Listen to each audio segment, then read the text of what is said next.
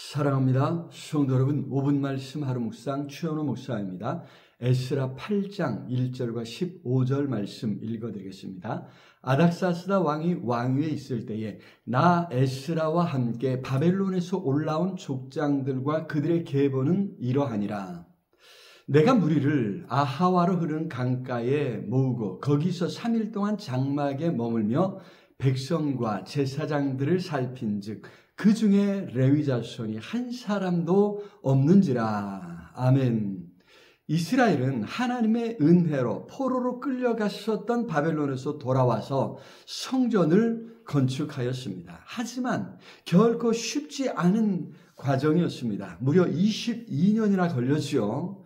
그런데 그럼에도 성전을 짓는 것이 목표가 아니었습니다. 성전은 그냥 이스라엘의 구심점일 뿐이었죠. 성전 건축을 통해서 사실 이스라엘을 하나님의 백성으로 다시 세우는 것이 목표였습니다.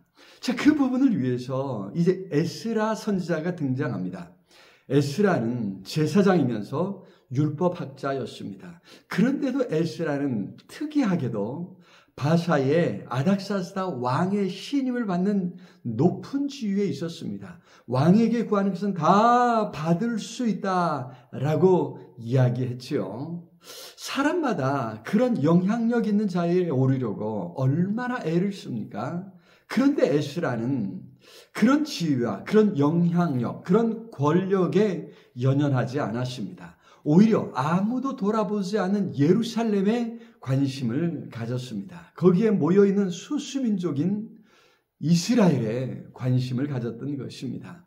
그래서 그 모든 것 다 내려놓고 예루살렘에 가겠다고 합니다. 무려 1400km나 되는 먼 거리였습니다. 저 제국의 변방입니다. 거기에 간다고 하는 것은 권력에서 멀어지는 것입니다. 권력을 두고 매일 암투를 벌이며 죽고 죽이는 당시 바사 제국의 상황을 생각해 보면 한시도 자리를 떠날 수 없었을 것입니다.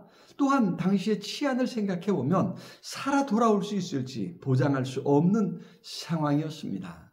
하지만 에스라는 그럼에도 제국의 수도를 떠나서 왕의 곁을 떠나서 먼 변방에 있는 예루살렘으로 가겠다고 합니다.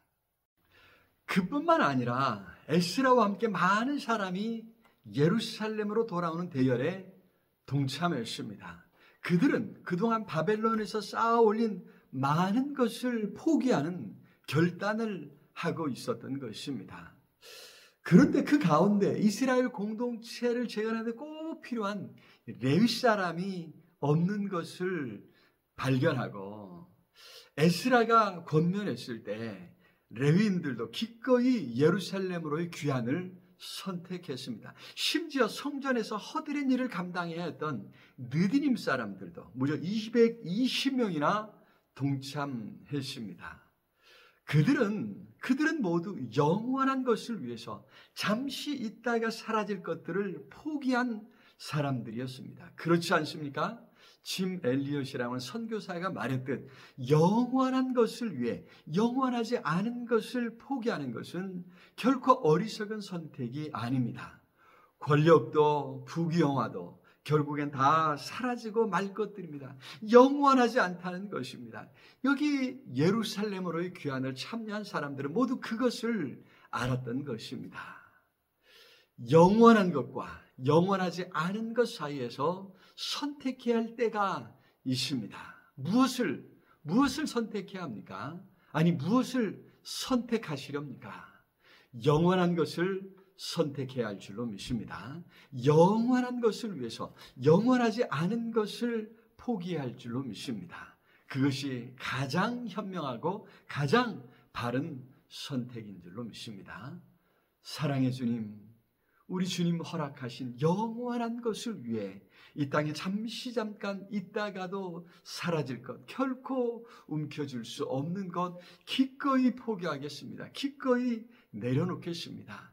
성령 하나님, 우리를 붙들어 주셔서 영원한 것을 바라보며 오늘 하루를 살아갈 수 있는 지혜와 분별력을 허락해 주시옵소서. 간구하오니 오늘도 행하는 범사에 복에 복을 더해 주시옵소서. 예수 그리스도 이름으로 기도드리옵나이다. 아멘.